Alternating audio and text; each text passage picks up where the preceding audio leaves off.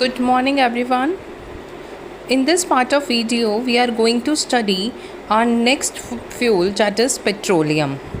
Now petroleum, it is dark colored thick oil which is found deep below the underground rocks. The word petroleum जो है it is made from the combination of two words petra जिसका मतलब है rocks and oleum which means oil. Okay. And petroleum, it is not a single compound, it is mixture of many different chemical compounds which are known as hydrocarbons. Hydrocarbons क्या होते हैं? Hydrocarbons are those compounds which are made up of carbon and hydrogen. Carbon और hydrogen से मिलके जो अलग अलग compounds बनते हैं उनको हम हाइड्रोकार्बन्स कहते हैं और डिफरेंट हाइड्रोकार्बन से पेट्रोलियम बना होता है. Next is formation of petroleum. Petroleum बनता कैसे है? Petroleum was formed from organisms living in the sea. Okay, as these organism died their bodies they settle bottom of the sea and they got covered with the layers of sand and clay, and over millions of years in the absence of air and high temperature and high pressure, okay, these dead bodies got transformed into petroleum and natural gas. Next is extraction of oil. अब ये जो petroleum oil बना उसको कैसे extract करते हैं? Okay, तो सबसे पहले क्या करते हैं? To find oil and natural gas there are companies they drill through the earth to deposits deep below its surface. Okay, actually oil wells और रिजर्वरीज बनते हैं. Oil and natural gas are then pumped from below the ground by oil rigs. Okay, and the petroleum travels through pipelines और ship for refining.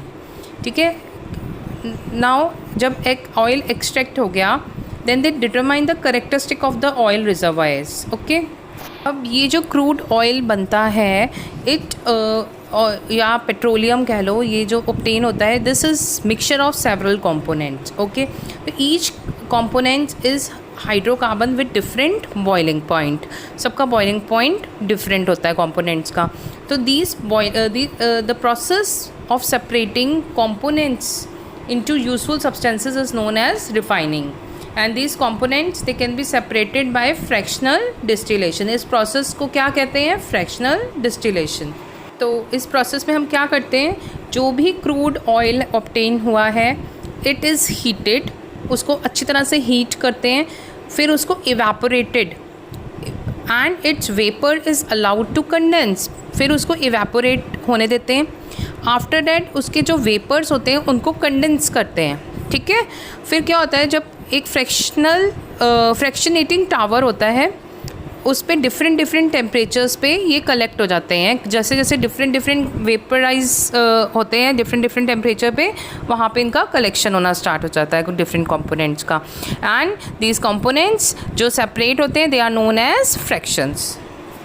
अब इधर एक table दिया हुआ है.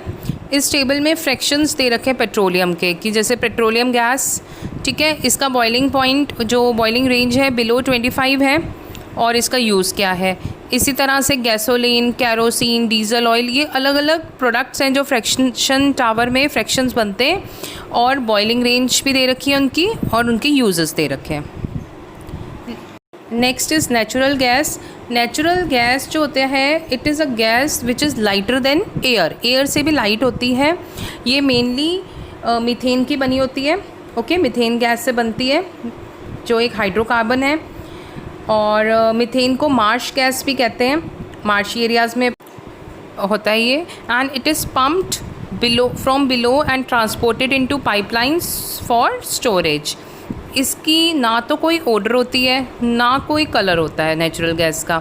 तो हम क्या करते हैं? नेचुरल गैस को मिक्स करते हैं कि मतलब जब स्टोर करते हैं तो उससे पहले उसको मिक्स किया जाता है केमिकल्स के साथ, सो डैट ओडर आए लाइक अ रोटन एग्स. उससे क्या होता है कि इफ़ कुछ लीकेज वगैरह होता है इस गैस का तो वो डिटेक्ट हो जाता है. और नेचुरल गैस को फिर अंडर हाई प्रेशर अगर कंप्रेस करते हैं तो वो CNG बन जाती है, compressed natural gas. And it is used in vehicles and cooking as a fuel. Okay, next है it is found in Maharashtra, Tripura, Rajasthan, okay, many other states. Next is burning of fuel, it produces harmful products. अब क्या होता है कि जब भी fuel burn करते हैं तो कुछ अनवांटेड प्रोडक्ट्स भी बनते हैं, सब्सटेंसेस भी रिलीज़ होते हैं एनवायरनमेंट के अंदर जो बहुत हार्मफुल होते हैं एनवायरनमेंट के लिए भी और ह्यूमन बींग्स के लिए भी. Now fuels like wood, coal, they release some unburnt carbon particles. ठीक है, जो पूरी तरह से बर्न नहीं होते एनवायरनमेंट के अंदर कार्बन पार्टिकल्स रिलीज़ करते हैं. ये पार्टिकल्स बहुत ज़्यादा डेंजरस होते हैं, पॉल्यूटेंट्स की तरह एक्ट करते हैं and they cause respiratory disease like asthma. Okay, lungs को भी हार्म करते हैं. Next is when fuels are incompletely burned. तो incomplete combustion, as I told you before also, releases carbon monoxide gas. Carbon monoxide gas भी बहुत dangerous poisonous gas होती है. Okay, और अगर it is inhaled in a closed room तो it can cause suffocation because it get mixed with haemoglobin. ये blood के haemoglobin के साथ मिक्स हो जाती है अपनी बॉडी में जाते ही and it forms carboxyhaemoglobin and that is a very poisonous substance. Suffocation से डेथ भी हो सकती है. Next is the combustion of fossil fuels also release a large amount of carbon dioxide which causes global warming. Last is the burning of coal and diesel, it releases sulphur dioxide. एक gas बनती है, sulphur dioxide भी release करते हैं. ये जो gases होते हैं they get dissolved in rain water and form acids which is known as acid rain. And that water is very harmful to plants, animals and monuments. With this topic we have finished with our lesson combustion and fuels. I hope you have understood the lesson well.